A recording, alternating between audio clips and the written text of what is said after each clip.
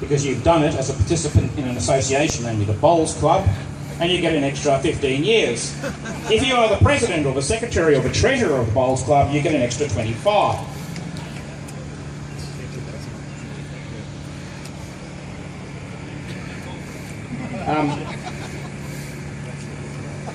The central problem with these sort of legislation, as I've said, is that it criminalises people just on the basis of organisations of which they are a member.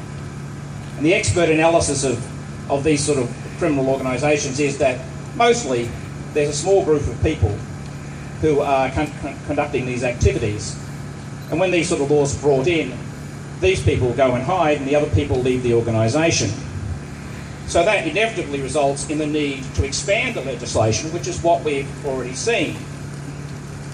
We've seen the laws relating to bail changed so that people who have left these organisations, and you can demonstrate that they have, will still be subject to not being able to, they'll still be subject to the position where they'll have to establish that they're entitled to bail rather than the other way around.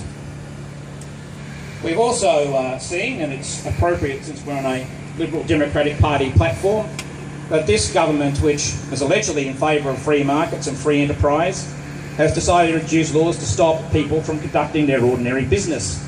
These laws which prevent members of these organisations from being sparkies and plumbers and all sorts of other things. It's a rather strange piece of logic which says that your sparky or plumber has to go through a probity check to go in your house. On that sort of logic, you know, you'd be having your Avon lady or the Mormons or somebody else go for a probity check to make sure they can come into your house. It's very bizarre. Then, of course, the government has had to shut down the Crime and Misconduct Committee, essentially for doing its job. It's rather odd to accuse a committee which the chairperson is a Conservative independent of being biased. In fact, it seems that her only mistake was to, in fact, do her job in a non-partisan fashion.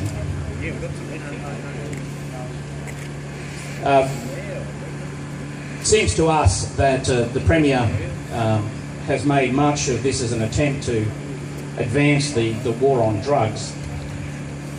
It's our view that the war on drugs, along with all these other wars, the war on bikies, the war on terror, all of these wars are just wars on civil liberties.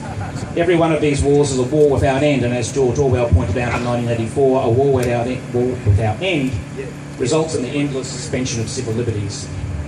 It's about time that we looked back at dealing with drugs by treating them as a health issue and by decriminalising their possession and use.